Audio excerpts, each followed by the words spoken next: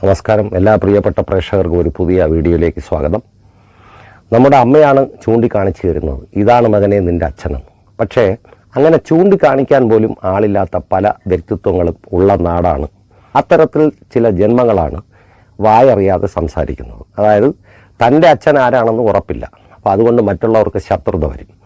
ജാൻമണി എന്നൊരു സ്ത്രീ എന്ന് ഞാൻ പറയുന്നില്ല, കൂടുതൽ അധിക്ഷേപങ്ങൾ പറയാൻ ഉദ്ദേശിക്കുന്നില്ല. സോഷ്യൽ മീഡിയ പ്ലാറ്റ്ഫോം ആയതുകൊണ്ട് മാത്രമാണ് അത് ഒഴിവാക്കുന്നത്, അല്ലാതെ ജാൻമണിയെ പേടിച്ചിട്ടല്ല.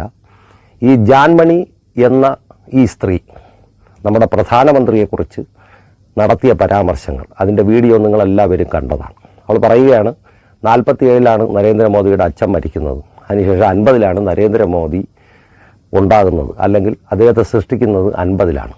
അപ്പോൾ സൃഷ്ടാവ് വേറെ ആരോ ആണ്, അതായത് യഥാർത്ഥ അച്ഛനല്ല എന്നൊക്കെയുള്ള അർത്ഥത്തിലാണ് പറയുന്നത്. ഒരു രാജ്യത്തിൻ്റെ പ്രധാനമന്ത്രിയെ നമുക്ക് വിമർശിക്കാം, അദ്ദേഹത്തിൻ്റെ ഭരണത്തിൽ വല്ല കുറ്റമുണ്ടെങ്കിൽ അത് പറയാം. പക്ഷേ ഈ പറഞ്ഞത് ചെറ്റത്തരം അല്ലെങ്കിൽ സംസ്കാരമില്ലായ്മ എന്ന് മാത്രമേ പറയാൻ പറ്റുള്ളൂ. ഡൽഹി സമരത്തിനൊക്കെ മുൻപന്തിയിൽ പോയ വ്യക്തിയാണ് രഞ്ജിനി ഹരിദാസിനോടൊപ്പം. അപ്പോൾ പിന്നെ ഇത്രയൊക്കെ സംസ്കാരം അവളെ ഭാഗത്ത് നിന്ന് പ്രതീക്ഷിച്ചാൽ മതി. ഇവൾക്കെതിരെ ശക്തമായ നടപടിയെടുക്കണം. ഇത് കേരള പോലീസിന് ഒരു പരാതി കിട്ടിയതുകൊണ്ട് കേരള പോലീസ് അന്വേഷിച്ച് ഒതുക്കേണ്ട ഒരു സംഭവമേ അല്ല.